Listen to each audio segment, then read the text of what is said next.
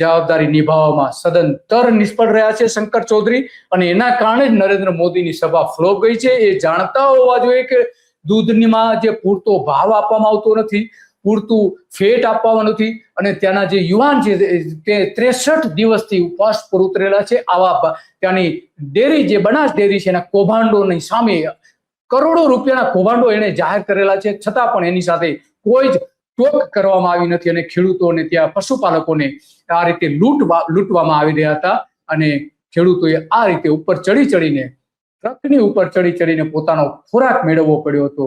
Dairy દ્વારા જ આપવામાં આવ્યો છે. સરકારે જાહેર કરવું છે કે આ ખોરાક કોને દ્વારા આપવામાં આવ્યો હતો.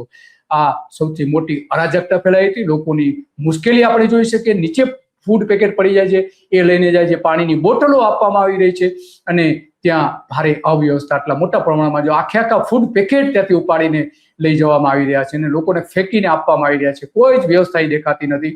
તો આવી હાલત ત્યાં થઈ હતી. નરેન્દ્ર મોદીની સભામાં આ દ્રશ્યો આપણે જોઈ રહ્યા છે, અને ત્યાં બીજા ઘણા બધા દ્રશ્યો આવા છે કે જે જોઈને આપણે થાય છે કે શા માટે આટલી બધી એસટી બસો, કરોડો રૂપિયાના ખર્ચ એની પાછળ જે થવાના હતા એ આપણે જોઈ શકીએ છીએ. આટલા મોટા પ્રમાણમાં ખાલી બસો.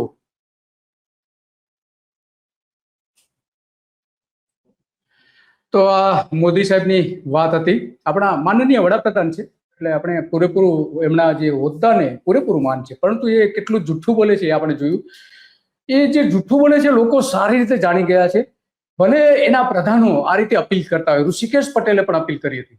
મંત્રી ઉત્તર ગુજરાતમાં આવતા હોય અને એમાં પણ બનાસકાંઠા વાવ થરાદ મુકામે આવતા હોય એટલે સમગ્ર ઉત્તર ગુજરાત એમને આવકારવા માટે થનગની રહ્યું છે. એટલું જ નહીં, પરંતુ સાથે પ્રધાનમંત્રી જ્યારે પણ આવતા હોય એટલે ગુજરાત અને ભારત માટે અનેક વિકાસના કાર્યો એ લોકાર્પણ અને ખાતમુહૂર્ત પણ કરતા જતા હોય છે. લગભગ 18,000-19,000 કરોડના કામના એ લોકાર્પણ.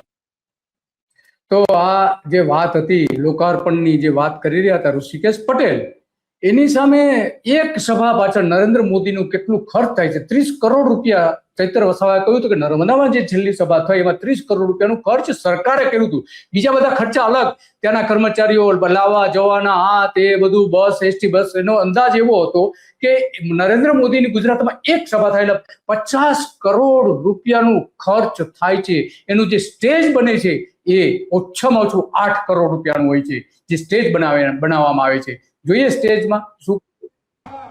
દેશના વડાપ્રધાન શ્રી નરેન્દ્રભાઈ મોદીજી આવ્યા. વિચાર કરો એવો તો કેવો પ્રોગ્રામ હશે. 7 કરોડ ને 83 લાખ રૂપિયાની બસો કરવી પડી. 7 કરોડ રૂપિયા બસ પાછળ. એવો તો કેવો કાર્યક્રમ હશે. 2 કરોડ ને 40 લાખ રૂપિયાના મોબાઈલ ટોયલેટ મંગાવવા પડ્યા.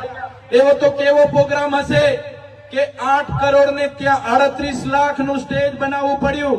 એવો તો કેવો કાર્યક્રમ હશે કે 7 કરોડ ને 83 લાખ નો એ લોકોએ મંડપ બનાવ્યો. 7 કરોડ 83 લાખ રૂપિયાનો મંડપ આ ચૈતર વસાવા કર્યા હતા. એમણે એ સમયે બધી વિગતો મેળવી હતી અને જાહેર કર્યું હતું કે નરેન્દ્ર મોદીની સભાનું પાછળ સરકારે 30 કરોડ રૂપિયાનું ખર્ચ કર્યું છે. બીજા બધા ખર્ચાઓ અલગ, કર્મચારીઓના પગારથી લઈને આ તે બધું.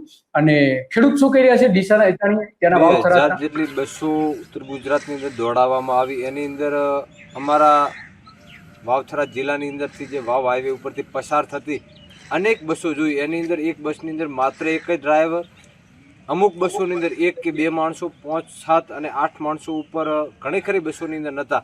આવા તાયફા કરવા માટે પ્રધાનમંત્રી મોદી સાહેબ અહીંયા આવતા હોય ત્યારે અહીંયા બનાસકાંઠાની અંદર વાવથરા જિલ્લાની અંદર વિવિધ ખેડૂત આગેવાનોની અટકાયત કરવામાં આવી.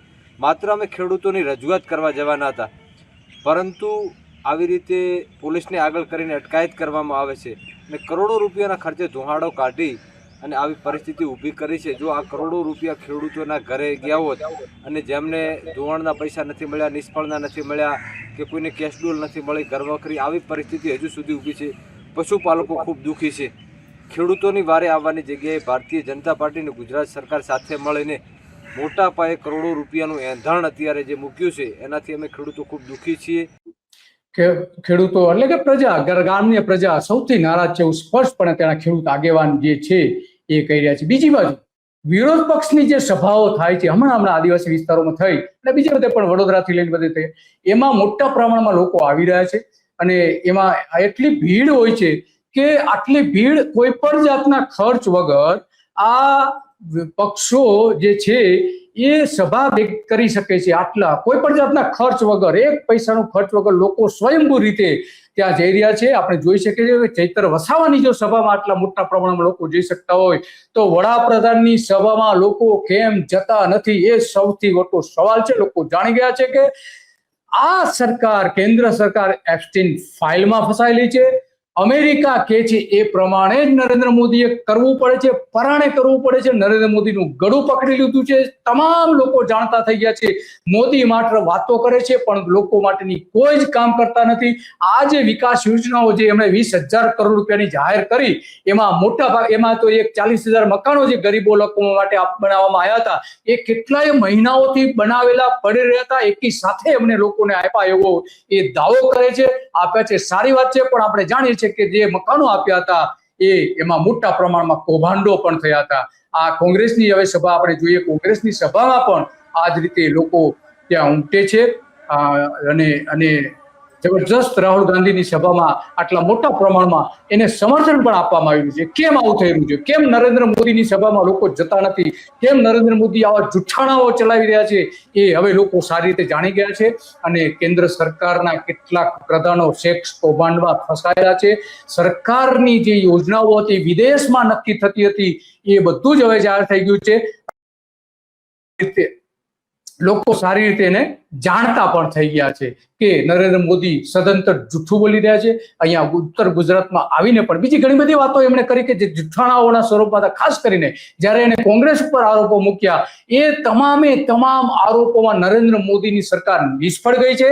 એટલે એ નિષ્ફળતાને ઢાંકવા માટે એમણે કોંગ્રેસ ઉપર આરોપો મૂકી દીધા. પોતે જવાબદારી સ્વીકારવા તૈયાર નથી. પોતે બટાકાના ભાવો જાહેર કરવા માટે, મદદ કરવા માટે, ખેડૂતોને આપવા માટે બિલકુલ તૈયાર નથી. હવે ઉત્તર ગુજરાતના બટાકા પકવતા ખેડૂતો બરબાદ થઈ ગયા છે અને આર્થિક રીતે બરબાદ થઈ ગયા છે અને ઈશ્વર કરે ન થાય અને લોકો આત્મહત્યા કરવા તરફ ન જાય એવી પરિસ્થિતિનું નિર્માણ ન થાય એવું આપણે ઈચ્છીએ. તો આ નરેન્દ્ર મોદી કેવા જુઠ્ઠાણાઓ ચલાવી રહ્યા છે, કેવી રીતે નરેન્દ્ર મોદીની સરકાર ગેસ, પેટ્રોલના અને ભાવ વધારો જે છે થઈ રહ્યો છે, ઓછામાં ઓછો 30% ભાવ વધારો અલગ અલગ ઇન્ડસ્ટ્રીયલ પ્રોડક્ટમાં થઈ રહ્યો છે અને ખાવા પીવાની ચીજ વસ્તુઓમાં પણ એટલો જ ભાવ વધારો થયો છે. ગુજરાતના બ્રાસપાટ ઉદ્યોગ 8,000 બંધ થઈ ગયા છે. મોરબીના 600 સિરામિક કારખાના, થાનના 350 જેટલા કારખાના બંધ થઈ ગયા. સુરતની 450 મિલો બંધ થઈ ગઈ છે અને કેમિકલ્સ અને પેટ્રોકેમિકલ્સ અને પ્લાસ્ટિક સાથે જોડાયેલા 10,000 જેટલા યુનિટો આજે તકલીફમાં છે. માત્ર આ જ નહીં, અગરબત્તી બનાવતી ફેક્ટરીઓ પણ બંધ થઈ રહી છે કારણ કે એને કેમિકલ્સ જે નાખે છે એ કેમિકલ્સ પણ બંધ થઈ ગયું છે, બંધ થવાના આરા ઉપર છે. તો આ રીતે બ્રાસપાટ ઉદ્યોગ, નાના નાના એસએમઈ ઉદ્યોગ જે છે 8,000 બંધ થઈ ગયા છે થોડા સમય પહેલા જ, અને એ ભયંકર આર્થિક પરિસ્થિતિમાં ગુજરાત મુકાઈ ગયું છે અને લોકોને એની સીધી અસર થઈ રહી છે. ગ્રામ્ય વિસ્તારોમાં સરકારની કોઈ સેવાઓ ત્યાં મળતી નથી. આ બધા કારણોસર લોકો જવાનું ટાળી રહ્યા છે.